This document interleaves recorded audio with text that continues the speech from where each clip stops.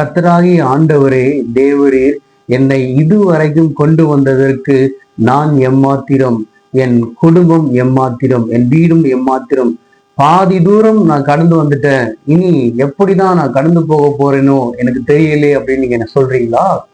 பாதி கடனை நான் அடைத்து விட்டேன். இனி மீதி உள்ள கடனை எப்படி நான் அடைக்க போறேன்னு சொல்லி எனக்கு ஒண்ணுமே புரியல அப்படின்னு சொல்லி நீங்க கலங்குறீங்களா?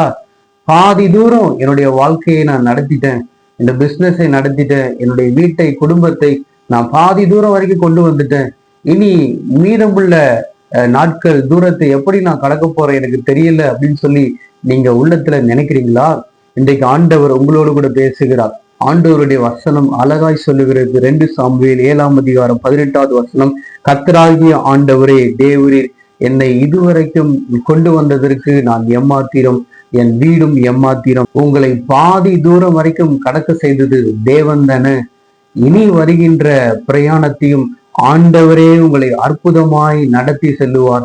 இதுவரைக்கும் நடத்தின உங்கள் தேவனாகிய கர்த்தர் இனிமேலும் உங்களோடு கூட இருந்து அதிசயமாய் உங்களை வழி நடத்துவார்.